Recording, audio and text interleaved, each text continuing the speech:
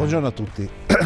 Allora, oggi siamo sul versante est della piana di Campo Imperatore, quindi siamo nella zona del rifugio Mucciante Fonte Vetica, in particolare siamo nel cosiddetto canyon della Valianara o dello Scoppaturo. È l'alba, diciamo, quindi è poco prima dell'alba. Quello che voglio fare qui è di riprendere il sole che nasce al centro di questa V determinata dalle sponde del canyon. Ora, come avete visto, il canyon in certi punti è più stretto di quello che sia in questo punto, e quindi sarebbe stato molto meglio trovare un'inquadratura in cui il sole nasceva al centro di questo pezzo in cui era più stretto. Però purtroppo, data la stagione, il sole nasce qui e solo in questo punto riesco ad avere questo effetto. Quindi adesso aspetto un po' che il sole sorge, perché siamo un pochettino effettivamente infossati rispetto all'orizzonte, quindi il sole sarà visibile dopo l'alba, però vediamo come viene, è un tentativo. Dopodiché da qui mi sposto in un altro punto dove ho visto un'inquadratura interessante. Insomma, la mattinata si svolgerà esplorando un po' questo canyon. Qui peraltro è il luogo dove hanno girato pezzi del film Trinità con Bud Spencer e Terence Hill. Come potete vedere, sembra effettivamente di stare in quei deserti del Montana, dello Utah. Fotograficamente bisogna approcciarlo in un certo modo, fornisce dei soggetti interessanti che poi devono essere contestualizzati opportunamente in questo splendido scenario. Comunque sia, vediamo che cosa riserva questa mattinata e ci vediamo tra poco. In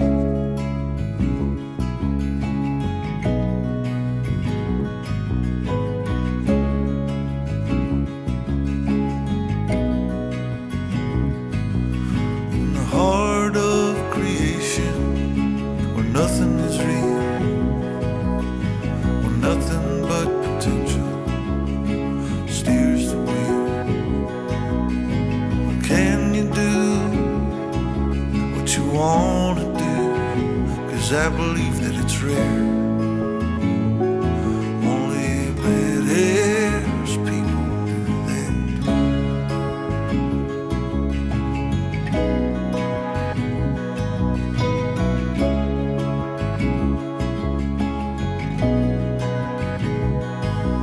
The first rays of the sun hit the fresh green leaves, and a rabbit not many weeks old eats some greens and shows some trust to a perfect stranger. Then I wanna feel and see more, but I'm trapped inside. I'm a prisoner of the past, though I know that things don't last. I'm going home, but I don't know the way. If I'm lucky, I'll live halfway. If I'm unlucky, I only have today. What kind of weird plan is this?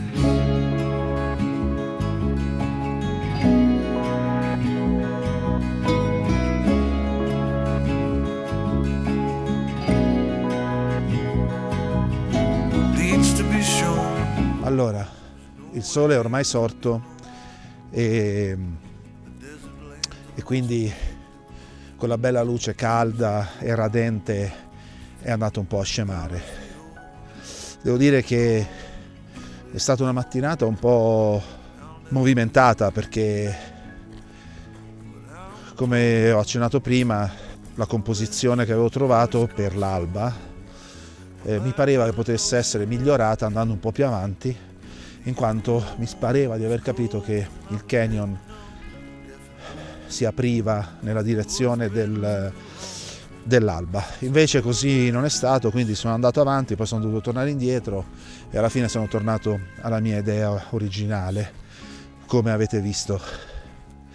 Tuttavia nel tragitto ci sono state altre opportunità fotografiche, in particolare i monti qui circostanti, quindi il Monte Camicia e tutti gli altri monti della catena del Gran Sasso, ogni tanto si aprivano in delle spaccature, cioè in delle aperture del canyon, e quindi è la foto classica, diciamo, della cima della montagna illuminata dalla luce dell'alba che emergeva appunto da un'apertura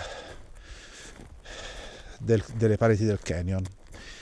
E quindi ho fatto velocemente un paio di fotografie a mano libera, sperando che siano venute bene, provando anche a trovare degli elementi di primo piano, che qui sono principalmente dei sassi oppure dei cespugli oppure un pino mugo e così via. E quindi niente, è stata una mattinata, sono le 7:30, diciamo un'alba piacevole. È sempre molto bello poi alla fine alzarsi presto e godere della luce della mattina. L'unica cosa è che si dorme sempre abbastanza male, perché quasi sempre sono da solo e non è che sia sempre molto tranquillo a dormire in posti così isolati per conto mio. Comunque c'è poco da dire, insomma, se uno vuole essere qui all'alba senza svegliarsi alle 2 di mattina è l'unica possibilità. Adesso vedo se tornando verso il camper c'è qualche soggetto interessante. Penso di no, perché il problema non è il soggetto, il problema è che la luce è molto dura e quindi, siccome poi, ma questo forse ne parleremo in un altro video, dal mio punto di vista, oltre alla composizione è la luce quella che determina la bellezza di una foto, quello che fa interessante un soggetto. Anche se io trovassi un soggetto che è semi-illuminato o che viene reso tridimensionale dalla luce, comunque la luce ormai è una luce peraltro estiva, è molto dura, il sole è già sorto da un bel po', quindi è abbastanza alto nel cielo e quindi non credo. Comunque, mai dire mai. Bisogna stare attenti, ecco, a camminare in questo posto, perché il fondo è molto morbido, quindi sono sabbia e ghiaia molto fine, però è anche un greto di un fiume, quindi ci sono sassi un po' più grandi e a volte anche disconnesso, quindi bisogna stare attenti, soprattutto per chi ha una caviglia malandata come la mia, però niente di che. Peraltro io ho fatto solo il primo pezzo di questo canyon e già ho fatto 3-4 km a piedi, quindi questo canyon poi continua, quindi è una bella passeggiata. Vedo che gente ci viene anche in bicicletta perché ci sono le tracce delle bici, quindi insomma, a prescindere dalle foto è un posto interessante da visitare e da godere anche per una giornata di svago. Continuiamo questa avventura e vediamo se ci riserva altre meraviglie.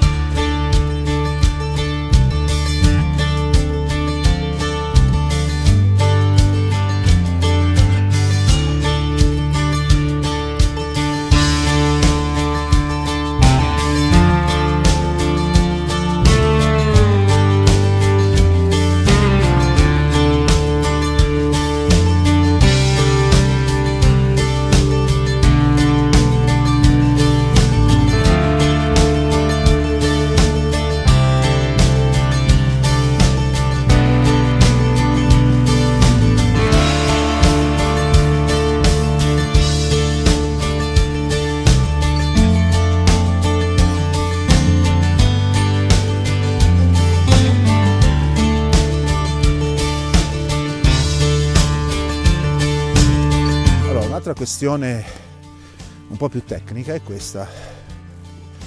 Come abbiamo visto in tutti i video dell'alba, che cominciano a essere un bel po', quindi Trabocchi, Rocca Calascio, eccetera eccetera, e quando si vuole scattare una foto avendo il sole nell'inquadratura, allora si tende, almeno io personalmente faccio un bracketing dell'esposizione, chiudo molto il diaframma per poter avere l'effetto stella dei raggi del sole, ma quello, diciamo così, diciamo un effetto. Però quello di cui volevo parlarvi è appunto della gestione dell'esposizione, perché sì, il bracketing sicuramente è una tecnica che però presuppone di avere il cavalletto e di avere il tempo di pensare all'inquadratura e di prepararsi. Se invece questo tempo non lo si ha, quindi se si vuole scattare a mano libera perché si presenta un soggetto così all'improvviso che magari è disponibile solo per pochi secondi, quello che è importante fare è scattare un'unica foto, stando attenti a non bruciare le luci, quindi fregandosene fondamentalmente se la luce sembra completamente scura e sottoesposta, perché in effetti è sottoesposta, però facendo sì di non bruciare le luci.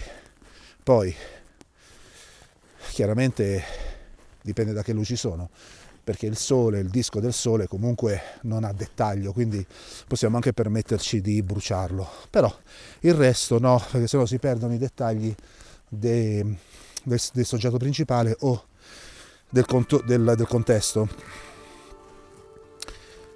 Poi però come faccio a rendere la foto accettabile? Sfruttando le caratteristiche di quasi tutte le fotocamere moderne, ossia quasi tutti hanno un'alta gamma dinamica. Adesso lasciamo perdere le marche, però praticamente una buona fotocamera, ormai di qualunque marca sia, ha in sé un'ampissima gamma dinamica, per cui è molto semplice, come si dice, tirare sulle ombre in post produzione, quindi un qualunque programmino, anche gratuito, fornisce la funzione di aumentare solo le ombre, aumentare l'esposizione solo delle ombre e anche schiarire il nero, il colore nero, e quindi senza introdurre rumore digitale, avere poi alla fine una foto correttamente esposta sia nelle luci e sia nelle ombre. E quindi se vi va potete sperimentare anche con questa tecnica, tra virgolette, che è molto banale, però io mi trovo a usarla spesso anche quando utilizzo il bracketing. Cioè quando utilizzo il bracketing difficilmente faccio il merge di tante foto senza poi toccare le ombre. In genere scelgo una foto che dal mio punto di vista è correttamente esposta per le luci e poi alzo le ombre. Quindi a che serve il bracketing? Serve semplicemente a avere una gamma di esposizioni fatte in automatico dalla fotocamera senza dover manualmente impostarle sul posto, che poi magari la luce cambia oppure si sposta leggermente la fotocamera e quindi la foto poi quando si vanno a sovrapporre queste esposizioni non viene bene. Comunque proseguiamo la giornata e ci vediamo dopo. No more compassion.